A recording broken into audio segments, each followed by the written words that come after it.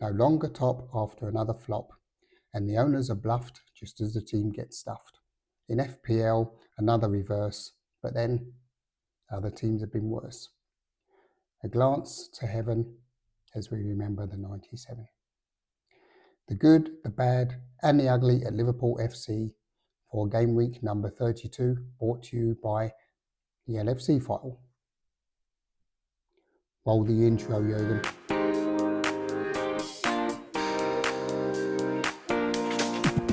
Welcome back, one and all, for the latest edition of the Good, the Bad, and the Ugly at Liverpool FC podcast, brought to you by the LFC file and myself, Ben Green.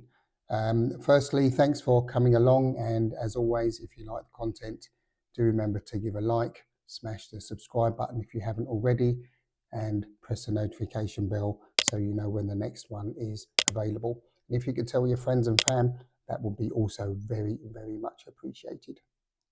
So before we begin, let's just share a thought and just a quick remembrance for the 97 victims of the Hillsborough disaster, which took place 35 years ago today, on the 15th of April in 1989. I've got the LFC files tribute here. Our thoughts today, as always, are with all those affected by the tragedy at Hillsborough and the 97 fans who will never be forgotten. You will never walk alone. And indeed, this is true, never forgotten. And a quick word of congratulations to FC Bayer Leverkusen, who were able to secure their first ever Bundesliga Meisterschaft, or championship title, as it's known in old language. Yes, well done, Xabi Alonso and the team. I've got a social media post on Instagram here from my mate Khaled, who is at the stadium. So yes, very well done, and I've got Mr. Khaled to thank for arranging tickets to various matches this season. So yeah, thanks to him.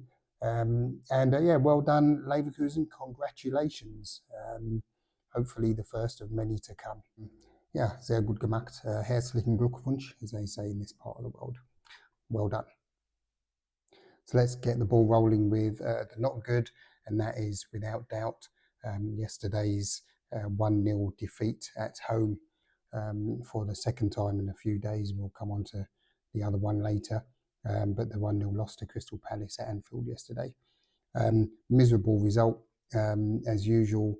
Liverpool fell behind after just a few minutes, well, quarter of an hour,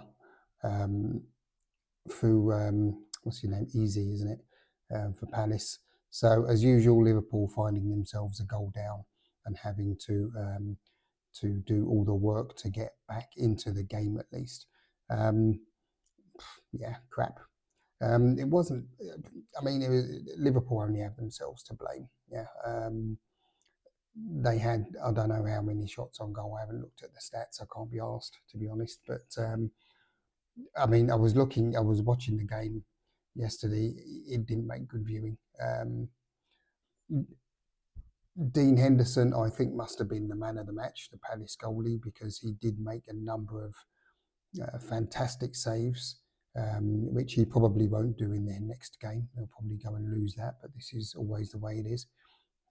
But for us, it's about them losing against us. So not the best of performances. I've got the Liverpool FC official tweet here, full time, live cry, and if you didn't laugh, you would cry. Yeah, 0-1, very sorry scoreline. Yeah, as Klopp said after the game, they're not going to win anything playing like that. Yeah, numerous chances. Nunes had a couple blocked. Jota had a good chance blocked when he came on. I know Curtis Jones also sort of missed what would have been easier to score, but yeah, this is how it is.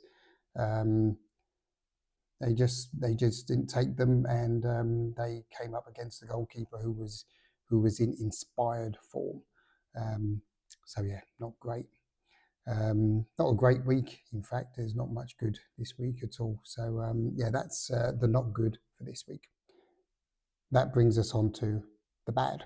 The bad this week is the protests over FSG's plans to increase the ticket prices for next season by 2%.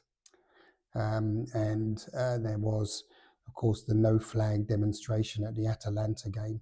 And excuse your voice, the result went against us, not because of that, but of course it didn't help the cause.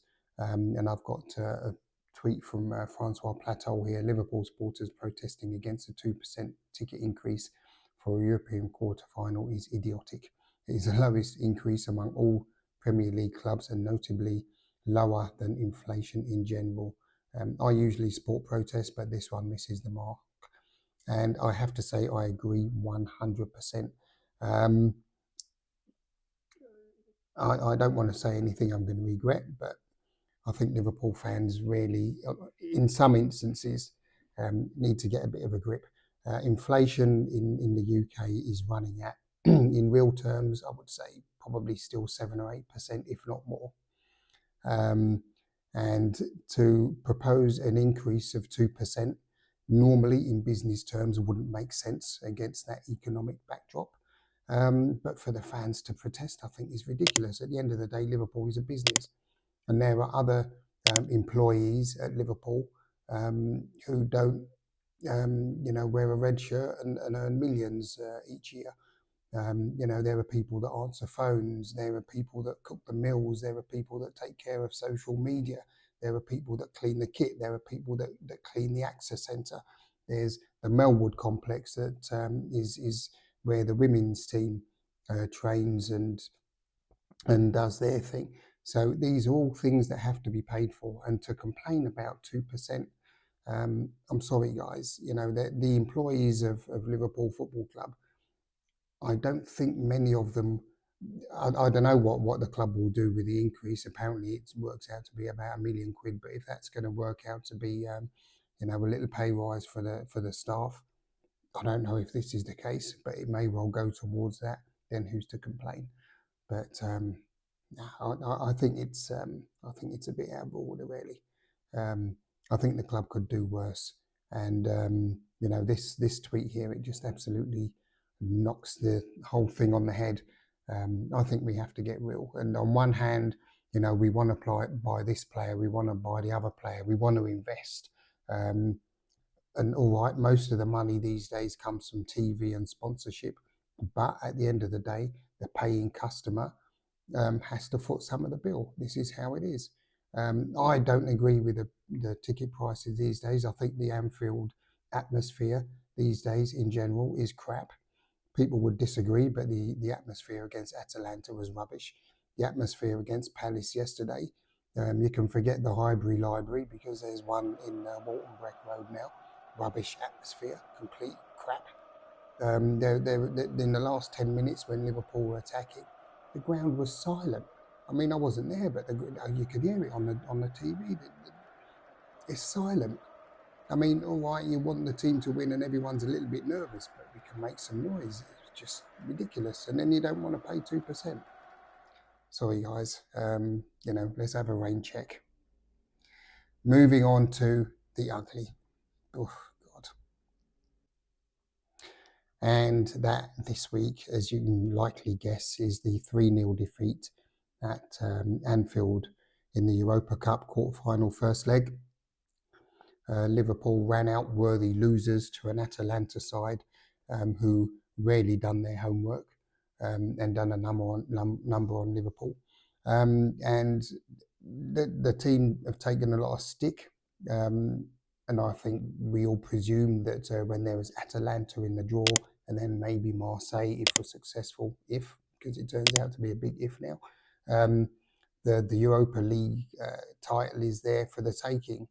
But actually, not so fast, Robocop. Atalanta had other ideas. Liverpool got a wake-up call there, and I think credit needs to go to Atalanta because they really done their homework. I think the fact that they lost their last 2 home games in Serie A led a lot of people to think, this is going to be a cinch.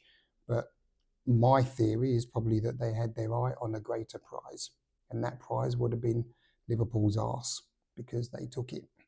So, yes, not brilliant. And Liverpool have a mountain to climb. It's not impossible that they could go to Atalanta's place and win 4-0. It's unlikely. Had the tie been the other way round, then you could probably bank on Liverpool doing another Barcelona.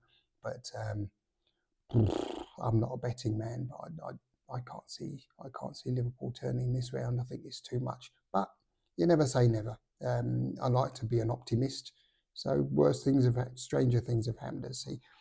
Yeah, let's see what happens. But I think most people, even the foolhardy, would be hard pressed to be optimistic in this situation. You know, it's one thing doing it at Anfield with 50,000 fans behind you, but with 2,500 supporters in Italy and another 30 odd 40,000 baying for your blood, I don't think it's going to be too much of a chance, to be honest. But let's see. But Liverpool completely crap, and the performance against Palace was infinitely better. I think against Palace on the whole we were just unlucky, wrong team, wrong day. But against Atalanta we just got completely whooped. First to every ball, lost every duel. Yeah, just might as well have stayed home and watched them play no one on the telly. So there you go. That's life. We move on, as I am often saying these days. And before we wrap up, let's do the FC Bumpy Bastard review. Another crap week there, but actually, in honesty, I forgot to rearrange my team for the deadline. I was actually planning on making Salah captain instead of Son, but anyway, both Tottenham and Liverpool lost, so it's kind of academic now. My one hope rests with Cole Palmer, and Chelsea will play Everton tonight. So you never know, maybe there's another hat-trick in the boy, as he did against Man United. But I don't think so. But I have a couple of tricks up my sleeve for next week. Onto the league situation, as you can see in the Dusseldorf Super League, still in 8th place. That's not really going to change, I don't think.